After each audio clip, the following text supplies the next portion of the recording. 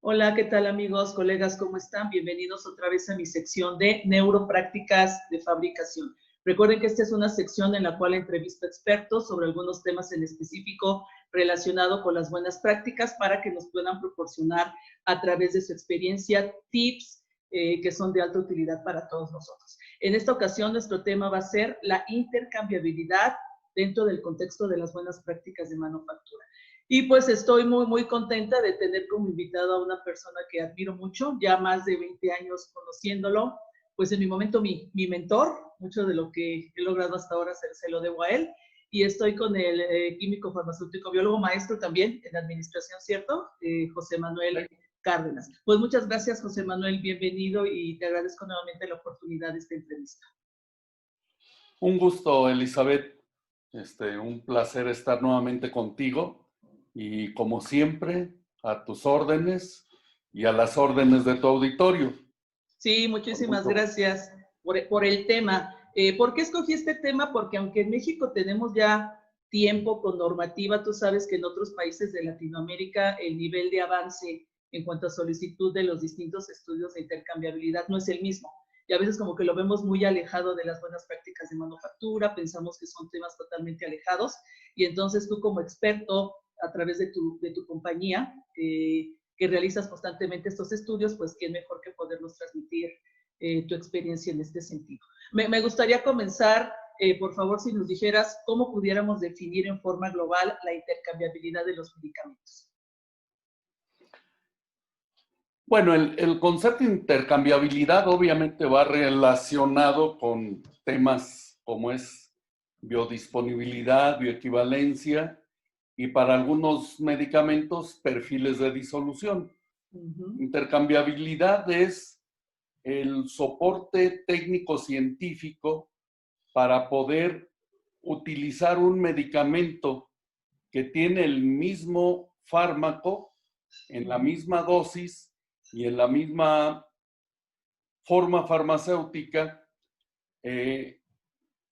y sustituirlo confiablemente por uno de un fabricante distinto. Obviamente, el fundamento científico es garantizar que el efecto terapéutico de uno o de otro va a ser el mismo. ¿Sí? Sabemos que el fármaco es el mismo, la forma farmacéutica, la concentración de fármaco, etcétera, lo cual no implica que el efecto terapéutico sea el mismo o similar, porque hay una serie de factores, además de los que ya comentamos, que pueden influenciar que la absorción y los niveles en el torrente sanguíneo sean diferentes y por ende el efecto terapéutico pueda ser diferente del fármaco contra el que te comparas. Ok. ¿Qué aspectos consideras de las buenas prácticas de manufactura, de las buenas prácticas de laboratorio que tienen impacto en el resultado de estos estudios? In vitro, in vivo, porque a veces las plantas piensan que eso no es importante, lo ven mucho desde la práctica clínica y no ven esta relación que pudiera llegar a tener el seguir fielmente todos los lineamientos regulatorios para no afectar lotes que entran en estos estudios. Sí, bueno, la verdad es que no se puede pensar en intercambiabilidad, ya sea que la demuestres con un perfil de disolución inclusive o con un estudio más complejo in vitro, como es bioequivalencia, si no partes de una base sólida de buenas prácticas de manufactura. Sabemos que la fabricación de un medicamento debe de garantizar el tener procesos validados y por ende reproducibles para tener el mismo resultado.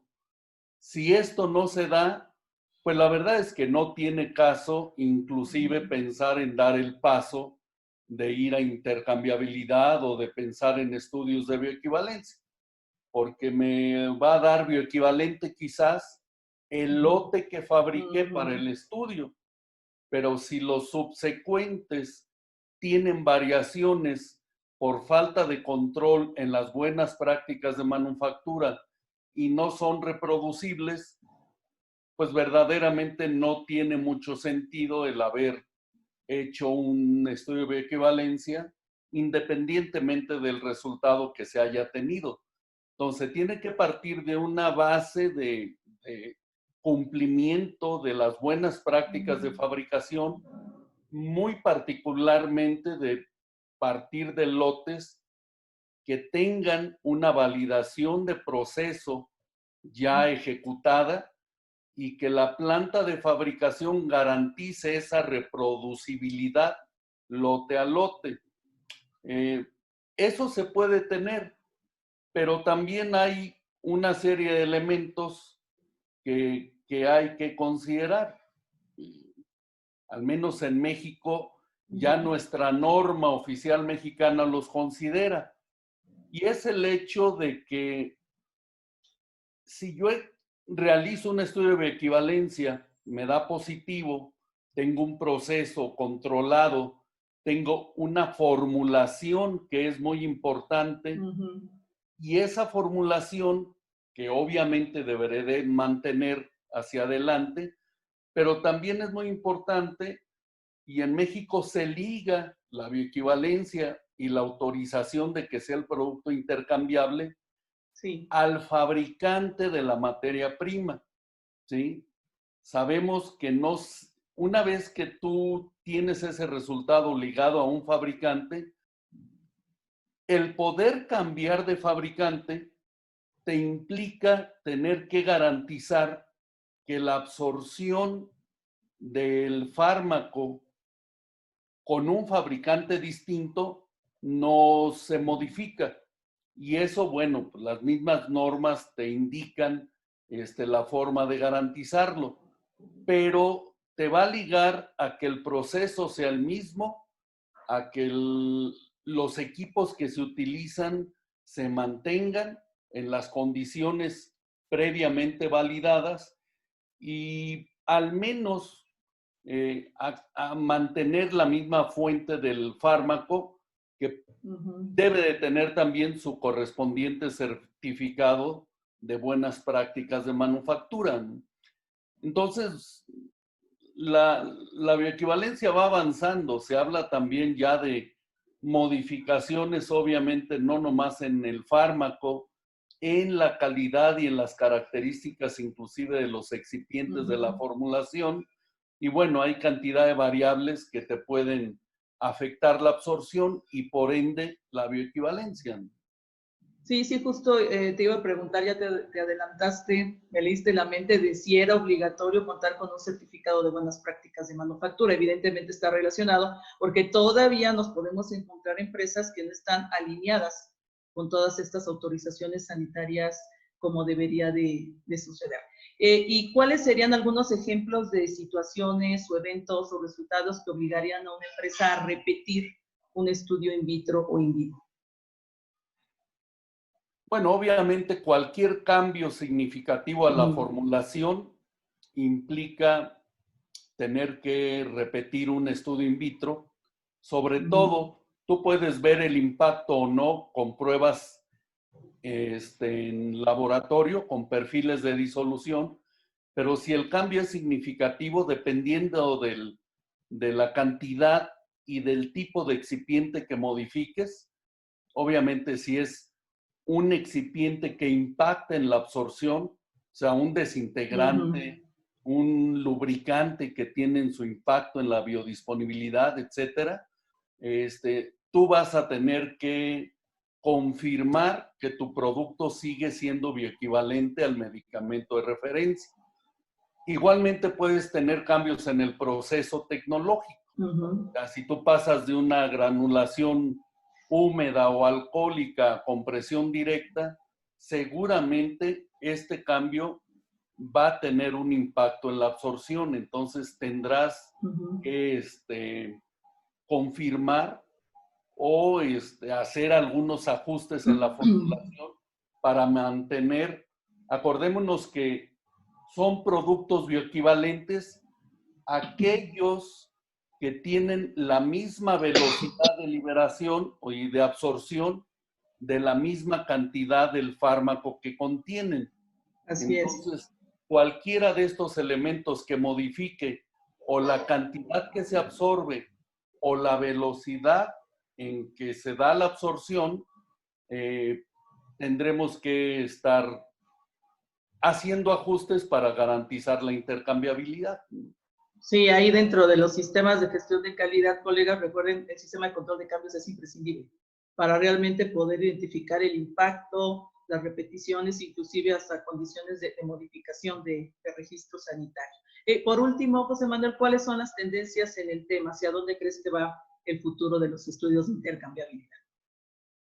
Bueno, la verdad es que internacionalmente, inclusive situaciones que en México no tenemos, pongo el ejemplo, yo creo que ejemplifica más hacia dónde va la intercambiabilidad. O sea, yo puedo llegar a Europa y someter mi expediente de registro y puedo presentar un estudio de bioequivalencia.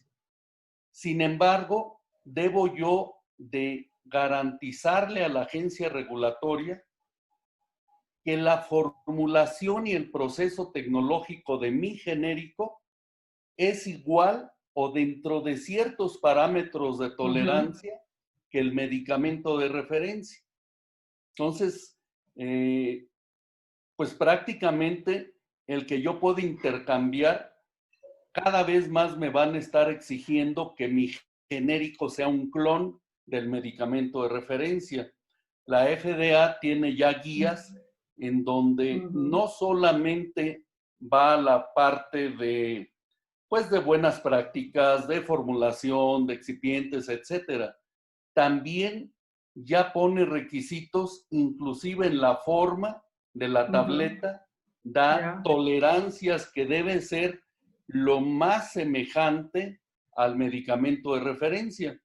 Entonces, la verdad es que la perspectiva es, si yo quiero ser genérico, tendré que ser un clon en todos los aspectos del medicamento de referencia, ¿no?